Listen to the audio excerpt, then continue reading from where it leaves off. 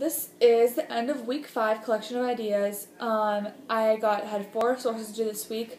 I had a pretty productive week by accomplishing 1 culture perspective and 1 time period. I did an essay, article, or news story. I did an other. I did a poem. I did a short story.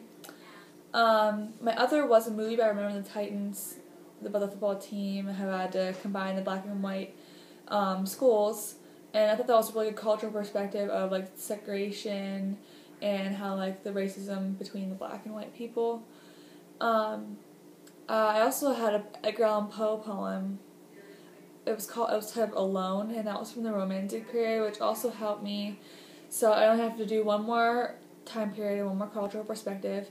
I'm already done with all my fiction genre, which is really good.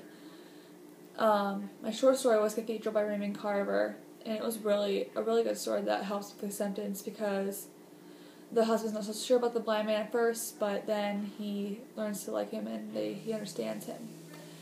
I actually have a couple questions, especially about the paper, the research paper.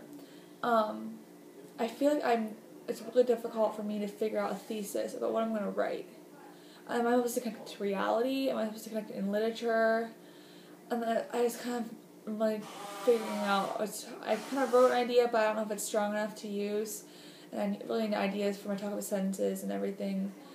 I have an idea, but I just don't think it's as strong as I want it to be for my paper.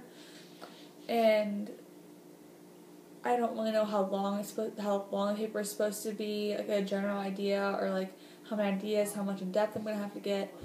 So, but I looked through my bibliography also this week to see how many sources I had to use. I had good.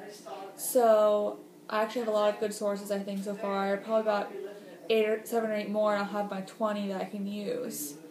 So this week went pretty good. I had a couple questions about the actual paper I'm writing after this, and it's a pretty productive week. So.